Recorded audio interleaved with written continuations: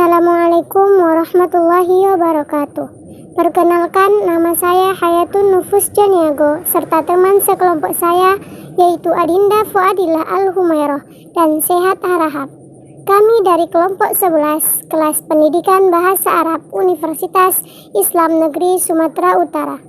Kami akan menjelaskan tentang hakikat, ganjaran, dan hukuman dalam perspektif falsafah Islam.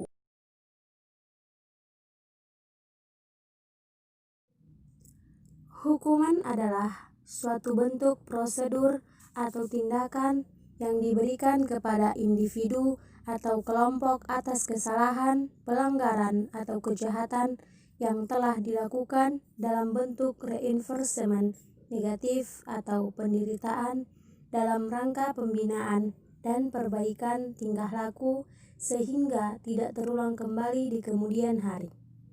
Melalui punishment, diharapkan seseorang atau kelompok yang melakukan kesalahan dapat menyadari perbuatannya sehingga menjadi lebih berhati-hati dalam mengambil sebuah tindakan.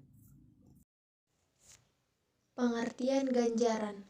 Dalam Kamus Besar Bahasa Indonesia disebutkan bahwa ganjaran adalah yang pertama, hadiah atau sebagai pembalas jasa. Yang kedua, hukuman atau balasan. Dari pengertian ini dapat dipahami bahwa ganjaran dalam bahasa Indonesia bisa dipakai untuk balasan yang baik maupun yang buruk. Sementara itu, dalam bahasa Arab, ganjaran diistilahkan dengan thawab. Kata thawab bisa juga berarti pahala, upah, dan balasan. Kata thawab banyak ditemukan dalam Al-Quran, khususnya ketika kitab suci ini berbicara tentang apa yang akan diterima oleh seseorang baik di dunia maupun di akhirat dari amal perbuatannya. Berdasarkan penelitian dari ayat-ayat Al-Quran, kata thawab selalu diterjemahkan kepada balasan yang baik, sebagaimana salah satu di antaranya dapat dilihat dalam firman Allah Subhanahu wa Ta'ala Surah Al-Imran yang berbunyi Bismillahirrahmanirrahim. Fu'atahumullahu thawabad dunya wa husnu thawabal akhirah wallahu yuhibbul muhsinin. Yang artinya, karena itu Allah memberikan kepada mereka pahala di dunia dan pahala yang baik di akhirat. Dan Allah menyukai orang-orang yang berbuat kebaikan. Dari ayat tersebut dapat dipahami bahwa thawab identik dengan ganjaran yang baik. Seiring dengan hal ini, maka yang dimaksud dengan kata thawab dalam kaitannya dengan pendidikan Islam adalah pemberian ganjaran yang baik terhadap perilaku baik dari anak didik. Dalam pembahasan yang lebih luas, pengertian istilah ganjaran dapat dilihat sebagai berikut. Yang pertama yaitu, ganjaran adalah alat pendidikan preventif dan represif yang menyenangkan dan bisa menjadi pendorong atau motivasi belajar bagi murid.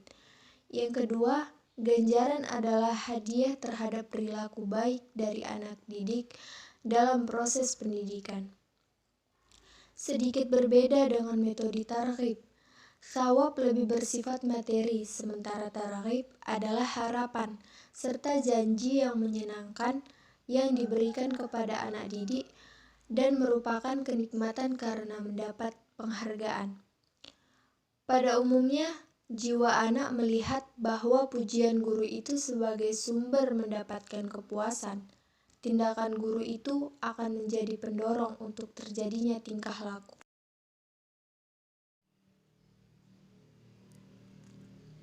Kelebihan dan kekurangan hukuman dan ganjaran. Kelebihan dan kekurangan hukum. Yang pertama, kelebihan hukuman.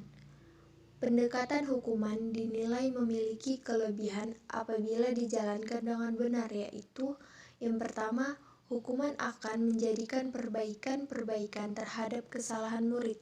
Yang kedua, murid tidak lagi melakukan kesalahan yang sama. Yang ketiga, merasakan akibat perbuatannya sehingga ia akan menghormati dirinya. Yang kedua, kekurangan hukuman.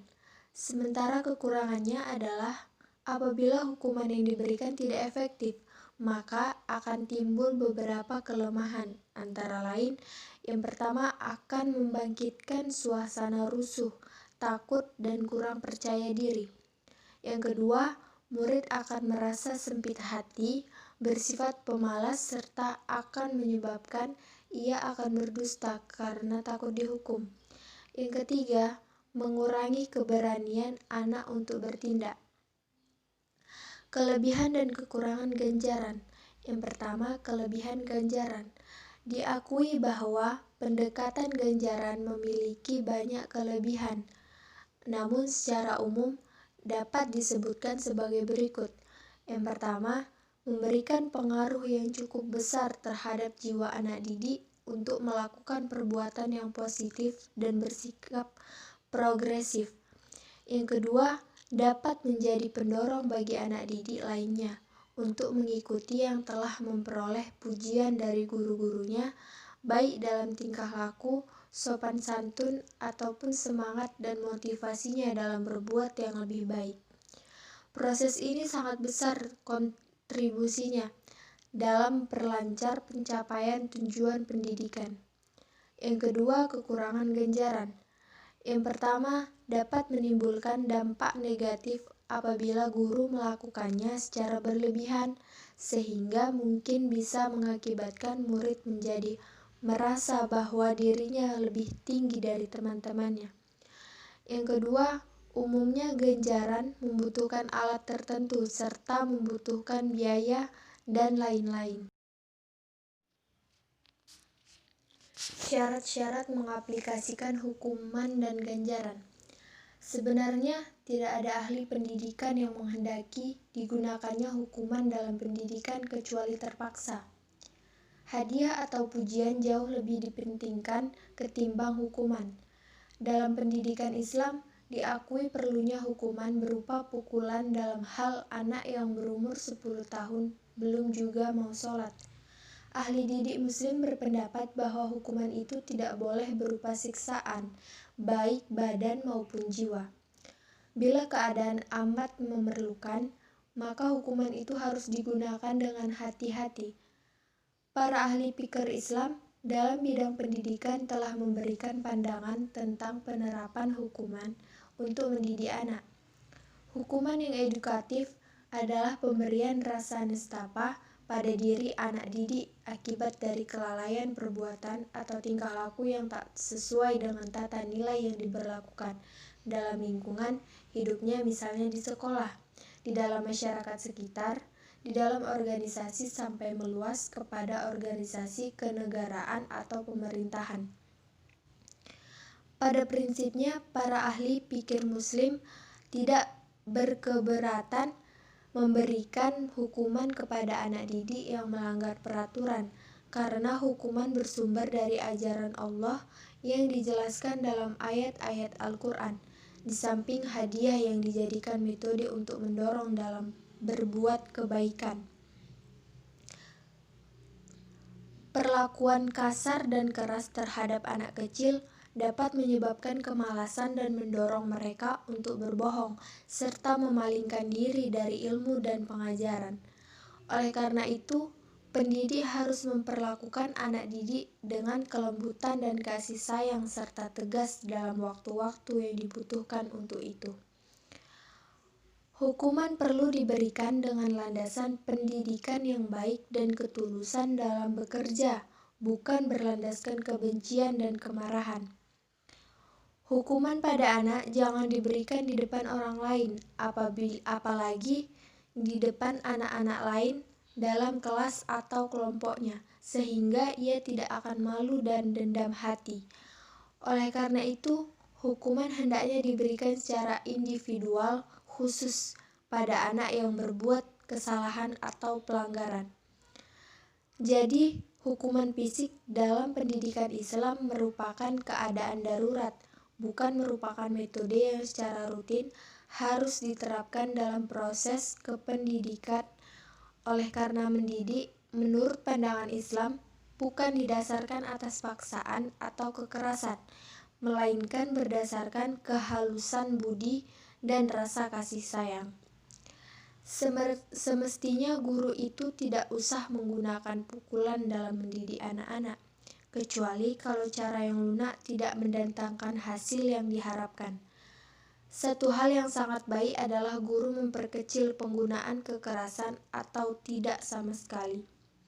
Metode pendidikan Islam seharusnya diterapkan dalam situasi dan kondisi apapun berdasarkan atas perintah Allah, yaitu janganlah sekali-kali kamu menunjukkan pandanganmu kepada kenikmatan hidup yang telah kami berikan kepada beberapa golongan di antara mereka, orang-orang kafir itu. Dan janganlah kamu bersedih hati terhadap mereka, dan berendah dirilah kamu terhadap orang-orang yang beriman. Prinsip pokok dalam mengaplikasikan pemberian hukuman yaitu bahwa hukuman adalah jalan terakhir dan harus dilakukan secara terbatas dan tidak menyakiti anak didik. Tujuan utama dari pendekatan ini adalah untuk menyadarkan peserta didik dari kesalahan-kesalahan yang ia lakukan.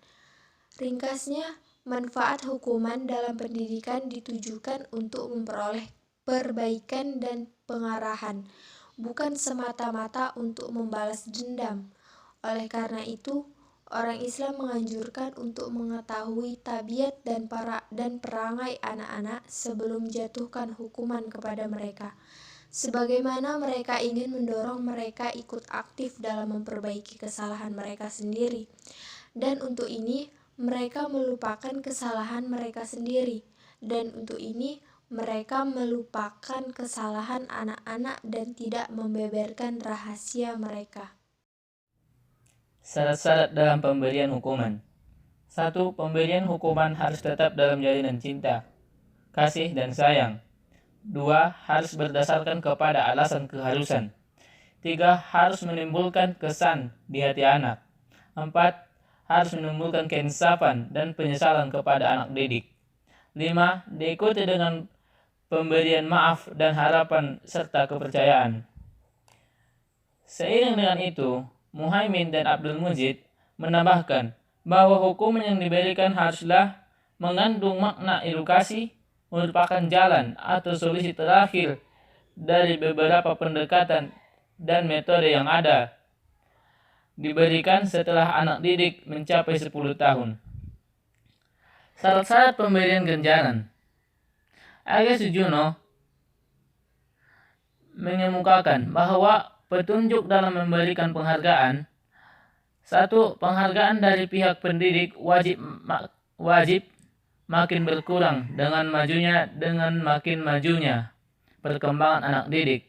Akhirnya wajib dicapai tingkatan anak didik memperoleh penghargaan dari dirinya sendiri sesudah melaksanakan perbuatan yang luhur, yaitu kepuasan hati. Perlu diketahui bahwa tingkatan perkembangan setinggi itu hanya dapat dicapai oleh pendidikan diri yang terus-menerus, sehingga anak didik dalam masa dewasanya memandang bahwa berbuat luhur adalah tugas hidupnya. 2. Penghargaan wajib diberikan secara adil, tanpa membedakan anak didik, asal padanya ada kerajinan, kesungguhan, dan ketekunan berusaha. Ketidakadilan dalam memberikan penghargaan dapat menimbulkan perpecahan dalam lingkungan pendidikan. 3. Penghargaan wajib diberikan sesuai dengan sifat dan watak anak didik. Anak didik yang memerlukannya diberinya lebih daripada yang lain. 4. Penghargaan wajib diberikan dengan bijaksana. Kadang-kadang ada anak yang dengan perbuatan kurang sportif, bernafsu besar, mendapatkan penghargaan. Pada anak semacam itu sebaiknya tak diberikan penghargaan, biarpun prestasinya baik. Apabila penghargaan menimbulkan sifat sombong, maka pemberian penghargaan wajib dihentikan. D. Prinsip-prinsip pemberian hukuman dan ganjaran. 1. Prinsip-prinsip pemberian ganjaran. Penilaian didasarkan pada perilaku, bukan pelaku. Untuk membedakan antara pelaku dan perilaku memang masih sulit, terutama bagi yang belum terbiasa. Apalagi kebiasaan dan persepsi yang tertanam kuat dalam pola pikir kita yang sering menyamakan kedua hal tersebut. Istilah atau panggilan seperti anak soleh, anak pintar yang menunjukkan sifat pelaku tidak dijadikan alasan pemberian penghargaan, karena akan menimbulkan persepsi bahwa predikat anak soleh bisa ada dan bisa hilang. Tetapi harus menyebutnya secara langsung perilaku anak yang membuatnya memperoleh hadiah. B. Pemberian penghargaan atau ganjaran harus ada batasnya. Pemberian hadiah tidak bisa menjadi metode yang dipergunakan selamanya. Proses ini cukup difungsikan sehingga tahapan penumbuhan kebiasaan saja. Manakala proses pembiasaan dirasa telah cukup, maka pemberian hadiah diakhiri. C. Penghargaan berupa perhatian. Alternatif bentuk hadiah yang terbaik bukanlah berupa materi, tapi berupa perhatian baik verbal maupun fisik. Perhatian verbal bisa berupa komentar-komentar pujian seperti subhanallah, indah sekali gambaranmu. Sementara hadiah perhatian fisik berupa pelukan atau acungan jempol. D. Dimusyawarahkan kesepakatannya. Prinsip-prinsip pemberian hukuman. 1. Kepercayaan terlebih dahulu. 2. Hukuman distandarkan pada perilaku. 3. Menghukum tanpa emosi. 4. Hukuman sudah disepakati.